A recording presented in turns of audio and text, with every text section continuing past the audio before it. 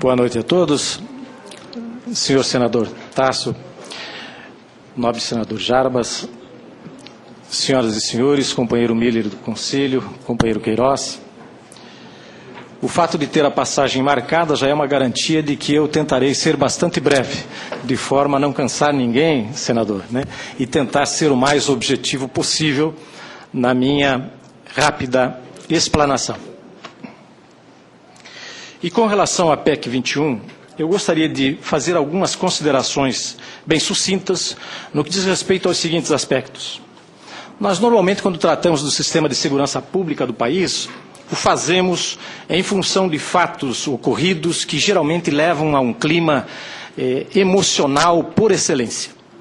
Não raro se vê a tomada de posições e até mesmo a elaboração de leis e propostas orientadas em função desse contexto.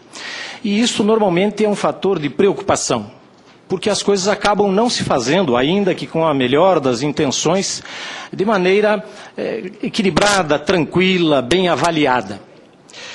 Tanto que eu diria aos senhores o seguinte: nós falamos muito e criticamos muito o sistema de segurança pública do país. Mas esse sistema de fato está implantado no nosso país? Alguém pode afirmar isto com certeza e com convicção? Certamente não. Tanto ele não está, senhores, que o então sistema de segurança pública criado pela Constituição de 88, até hoje, pasmem, transcorrido mais de 20 anos da Constituição, ainda não foi regulamentado. Estamos aguardando até hoje que haja a regulamentação do parágrafo 7º do artigo 144 da Constituição Federal, com uma série de projetos tramitando pelas nossas casas de leis e até hoje passados mais de 20 anos sem ter essa definição. Tivesse havido talvez essa regulamentação e nós já não teríamos um quadro tão complexo quanto temos hoje e que nos traz novamente a esta nobre Casa de Leis. Em algum momento se fez avaliação e controle de resultados deste pretenso sistema de segurança pública do nosso país? Posso afirmar com convicção, do alto de mais de 35 anos de atividade profissional, que não. Nunca se fez. Não há até hoje um sistema de avaliação e acompanhamento de resultados do sistema de segurança pública do país. Ninguém pode dizer em sã consciência que esta organização tem mais ou melhor desempenho que aquela, justamente porque não existe nenhum tipo de parâmetro que permita fazer esse tipo de avaliação. Pior, não dá nem para dizer que os outros órgãos, não só os policiais, que implicitamente estão dentro desse contexto e são também corresponsáveis pela segurança pública do país, têm um desempenho melhor do que as organizações policiais das quais nós fazemos parte. Como os senhores sabem, fazem parte também do sistema, embora às vezes não reconheçam e não admitam, os integrantes do Ministério Público, que são o órgão imediatamente posterior ao trabalho policial e que deve oferecer a denúncia. Também o Poder Judiciário, a quem cabe aplicar as leis e fazer efetivamente a justiça. Quem de nós pode afirmar que o desempenho do Ministério Público, no âmbito das suas atribuições, é melhor ou maior do que o das organizações policiais? Quem de nós pode afirmar que o sistema judiciário brasileiro funciona melhor do que os sistemas policiais do nosso país? Ou do que o Ministério Público? Pesquisas feitas pelas universidades brasileiras mostram que aproximadamente de cada 1000 casos atendidos pelas organizações policiais, se 10% desses chegam a haver oferecimento da denúncia, é muito. Se desses 10% que se oferece denúncia, 1% chega à justiça, é muito, efetivamente em termos de sanção. Se a estes 10%, 1% chega de fato a ser punido, é muito. Então, senhores, se nós tivéssemos efetivamente um sistema de avaliação de desempenho, senador, que nos permitisse olhar o contexto do sistema de segurança pública do país de modo geral e dizer com absoluta precisão: aqui estão os gargalos do sistema de segurança pública. Nas instituições policiais, nesses e nesses aspectos. No Ministério Público, nestes e nesses. No Poder Judiciário, nesses e nesses. Recentemente, quem está acompanhando a realidade nacional deve ter visto a criação do Conselho Nacional de Justiça, o quanto trouxe e o quanto deslindou de dificuldades e problemas e de difícil desempenho do Poder Judiciário brasileiro.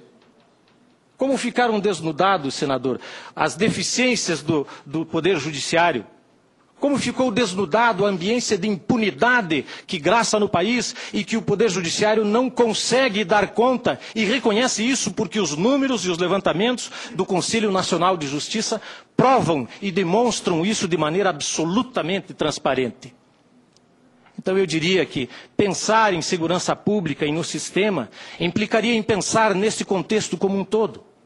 Não somente e não necessariamente só nas instituições policiais, como se estas fossem as únicas, ou quiçá as principais culpadas pelo fato de que o sistema de segurança público brasileiro não atende, e não atende mesmo, efetivamente às expectativas do cidadão, do homem de bem, que quer e que tem o direito a uma segurança pública clara, competente e, sobretudo, eficaz. E aí eu diria também, dentro dessas considerações, ou faria a seguinte pergunta.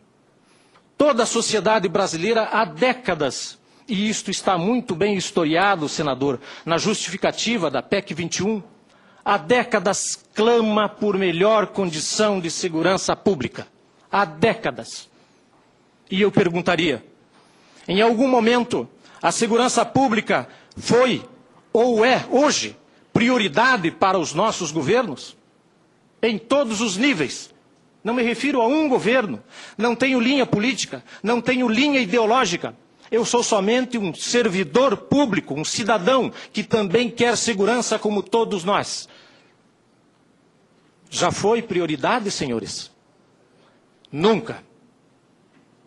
E quando digo prioridade, quero dizer o seguinte, que se trabalha e se fala muito nisto em períodos pré-eleitorais, porque todo mundo sabe da falta de segurança, todo mundo sabe das deficiências, das dificuldades, explora-se muito isso. Mas uma vez no poder, todo e qualquer governo, independentemente de linha política e ideológica, repito, porque eu não tenho linha política e ideológica, todo e qualquer governo jamais prioriza a segurança pública. Alguém já disse em ocasião anterior, não, mas os governos fazem o possível. Eu sei que fazem o possível e concordo com isso. Porque as deficiências do nosso país são tantas que há muitas prioridades, aspas, segurança, infraestrutura, educação, quanta coisa importante das principais funções do Estado não estão sendo bem cumpridas. Mas efetivamente, na hora do vamos ver, na hora da dedicação de recursos, destinação de recursos, a segurança pública está sempre lá atrás. Em média, nos estados brasileiros se investe 5% do orçamento em segurança pública. Destes 5%, senhores, praticamente 90% a 95% são destinados a despesas correntes, despesas de pessoal. O que resta, e é muito pouco, é o que se faz em investimento, tecnologia, equipamentos, formação, qualificação e etc, etc. Ou seja, se investe muito pouco e a segurança pública sempre está num grau de prioridade absolutamente inferior àquele que a sociedade brasileira elegeu como prioridade. Para a sociedade brasileira, a segurança pública é prioridade. Para os governos, não.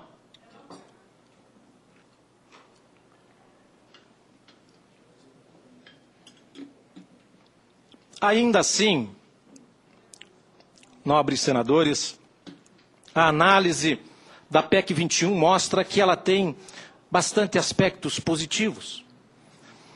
Nós já havíamos analisado há tempos atrás, quando ela foi, à época, proposta, senador Tasso.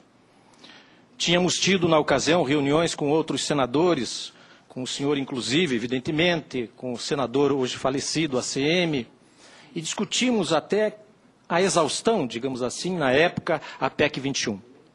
E eu vejo até com uma certa alegria, senador, porque a retomada da PEC faz também, neste momento conjuntural, uma retomada, e parece que teve até uma antevisão de alguns aspectos extremamente interessantes com relação ao sistema de segurança público brasileiro. Por exemplo, no 144, caput, ao final do texto, quando a PEC 21 acresce, ao final do capítulo do 144, a expressão com ações desenvolvidas nos níveis federal, estadual e municipal. Uma visão de conjunto integrada pelos diferentes entes federativos que não existe ainda na Constituição Federal e que os especialistas não cansam de afirmar que a União tem sim que assumir responsabilidades inerentes à segurança pública. Que é chegado o momento, face à dimensão grave da criminalidade que graça no país, de também fazer com que os municípios passem a cumprir atividades de gestão no âmbito municipal voltadas para a segurança pública. Melhor ainda se elas se fizerem da forma como a PEC preconiza, mediante lei estadual, mediante convênio, para que a distribuição, aspas, dessas competências fique feita de maneira equitativa, proporcional, adequada ao nível de atuação de cada instituição e de cada ente federado. Traz também, no parágrafo 2º, como uma espécie de antevisão do futuro que nos esperava, a PEC 21 fala com propriedade sobre o ciclo completo de polícia. Outro gravame que todos os especialistas de segurança pública, quase que por unanimidade, ressalvadas as resistências corporativas, senador, mas os especialistas isentos, os que olham com os olhos do cidadão, sem dúvida veem com bons olhos a perspectiva da extensão do ciclo completo de polícia. E também a preservação da autonomia dos estados, que o parágrafo 2º também concretiza de uma certa maneira, no sentido de respeito não só à autonomia dos estados, mas também ao Pacto Federativo.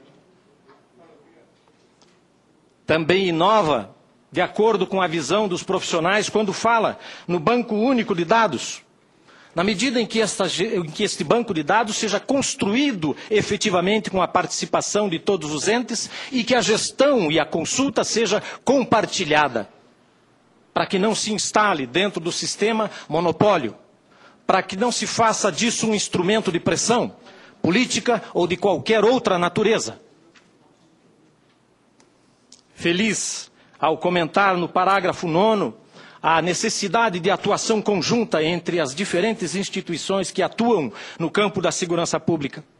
Feliz também ao prever a possibilidade, quiçá isso se torne realidade, senador, de se estender ou se conveniar a competência de uma a outra, atendido o interesse institucional e, sobretudo, o interesse público.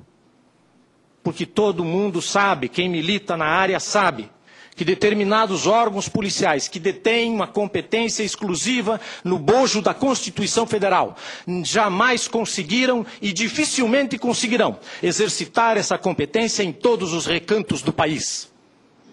Pura e simplesmente porque eles não estão lá para desempenhar este papel. Ganharam a exclusividade da competência, mas a prestação do serviço ao cidadão não existe. Não se faz, porque não está lá o representante do Estado que detém a competência legal para fazê-lo. E a falta da extensão do ciclo completo de polícia, ou o do convênio, ou a do compartilhamento de competências em benefício do cidadão, e este deve ser o nosso principal motivo. Ninguém deve vir aqui, imagino eu como profissional que sou, para pura e simplesmente defender interesses da sua instituição. Antes de qualquer coisa, nós devemos estar aqui para defender o interesse do cidadão, o interesse público. Porque este é que tem que ser preponderante, acima de qualquer outro interesse de natureza corporativa que possa existir. Feliz também, senador, ao prever no parágrafo 10 e 11, nos parágrafos 10 e 11, a organização efetiva da Defesa Civil no bojo da Constituição e a sua relativa vinculação aos corpos de bombeiros. Organizações mais do que centenárias, afinadas com a prestação de serviço, salvamento de vidas, consagradas pela população brasileira, tidas como uma das instituições mais respeitadas do país e que há tempo precisam e têm, de fato, necessidade do exercício pleno desta atividade de defesa civil e de proteção da sociedade e dos cidadãos de um modo geral.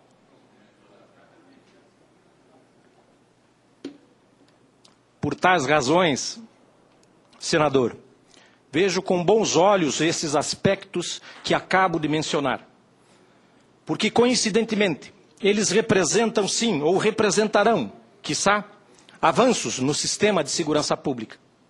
Que muito mais do que mudanças de estrutura de organizações, carece, precisa, necessita e muito de mudanças de processos, de mudanças de metodologia, de mudanças de critérios para avaliação de desempenho da atividade profissional e da prestação do serviço público.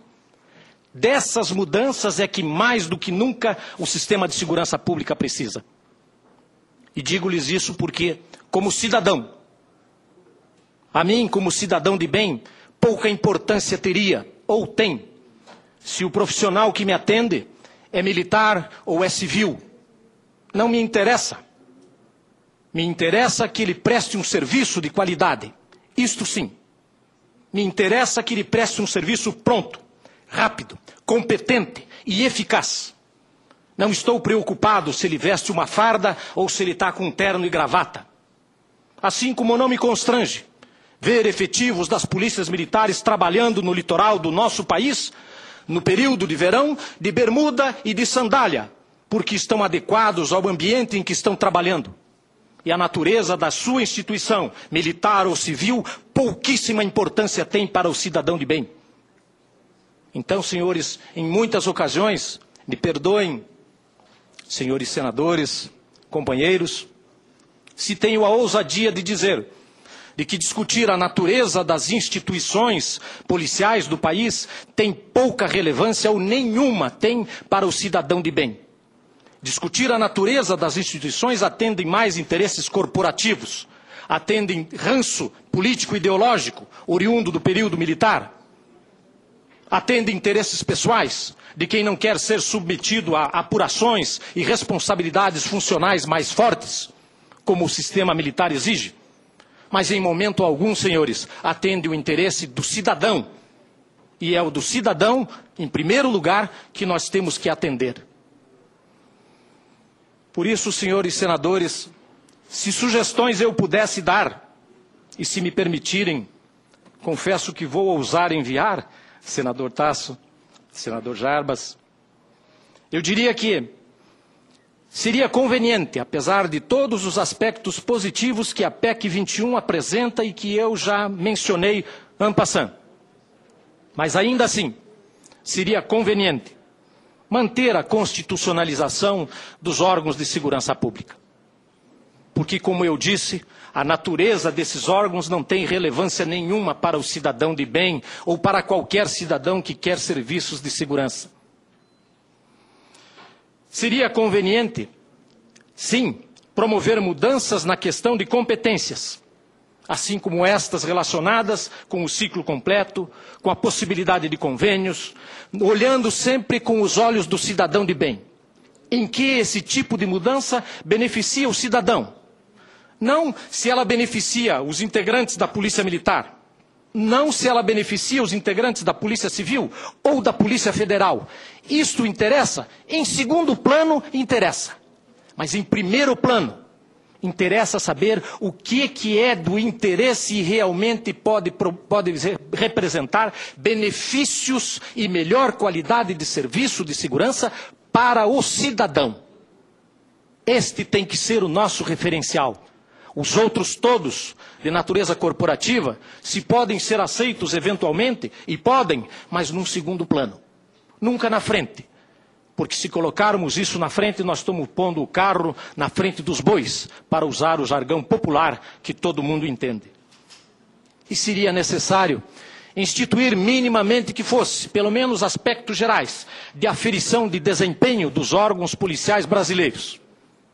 Porque só aí nós vamos, de fato, poder perceber aonde as coisas estão funcionando bem e aonde não estão funcionando bem. Para ilustrar, senhores, vou citar um exemplo bem simples e prático da necessidade da instituição desta aferição de desempenho sobre a qual me refiro. Recentemente, o jornal O Estado de São Paulo, a Folha de São Paulo, Gazeta do Povo em Curitiba, no meu estado, divulgaram resultados de atividades policiais em algumas áreas. Me chamou particular atenção uma relacionada com a apreensão de drogas, um grave problema que o país hoje está vivendo, em todas as cidades brasileiras, para nossa tristeza, e na apreensão não só de drogas, mas também de armas. Outro grave problema que está a potencializar os índices de criminalidade em nosso país.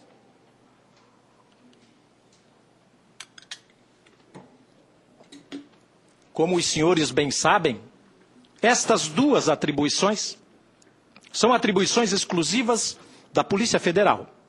Confere? Pois bem, seria de se esperar que o melhor desempenho no trato dessas duas questões fosse também da Polícia Federal. Não seria lícito esperar isto? Seria. Mas não é assim. Não é assim. Por isso é que lhes digo da necessidade da aferição de desempenho para se promover mudanças com base em dados confiáveis, em informações verdadeiras, sem passionalismo, sem paixões, sem emocionalismo resultante de crimes graves que acontecem de tempos em tempos. O resultado que o nobre senador Tasso Gereissati pergunta é o seguinte: a Polícia Federal, que hoje, se fosse feita uma pesquisa de opinião pública, eu não tenho a menor dúvida de que ela seria eleita a melhor polícia brasileira. O trabalho de mídia é extraordinário quando se trata da Polícia Federal. A imagem vendida para o país é excepcional. Eu não tenho dúvida nenhuma de que ela seria eleita, se houvesse uma eleição, tal, uma consulta. A Polícia Federal é a melhor polícia do mundo. Certo?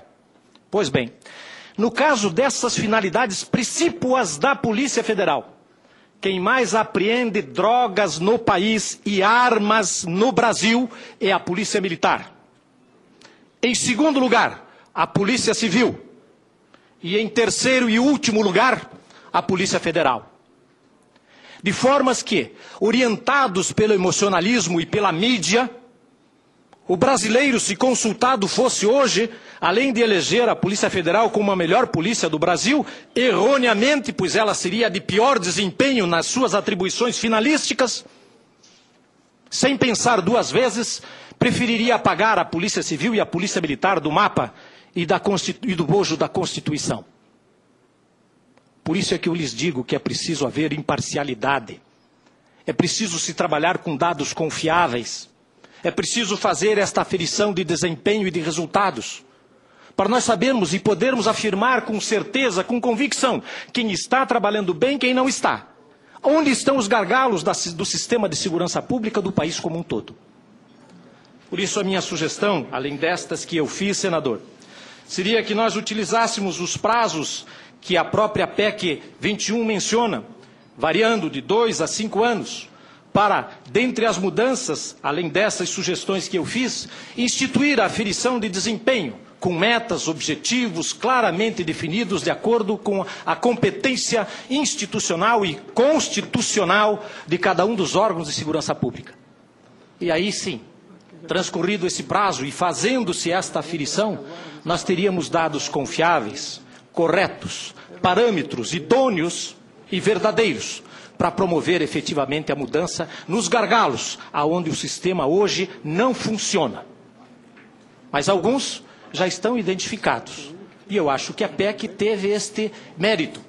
Porque, curiosamente, senador, eu digo que houve até uma antevisão ao citar os aspectos positivos da PEC 21, porque, recentemente, a realização da primeira Conferência Nacional de Segurança Pública consolidou algumas destas antevisões que a PEC 21 trouxe lá de 2005.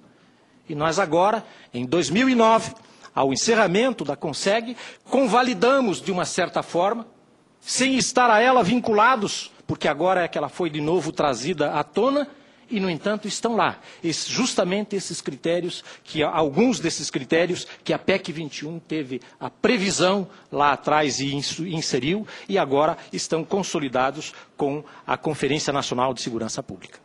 De formas que, senador, em se atendendo estes aspectos que nós mencionamos, em se aceitando a perspectiva de sugestões como essas, para que se possa efetivamente fazer a aferição adequada do funcionamento do sistema e da competência e desempenho dos órgãos de segurança pública do país, eu acho que ficará mais fácil a esses diferentes segmentos posicionarem-se de maneira favorável à PEC com essas correções que estão sendo propostas.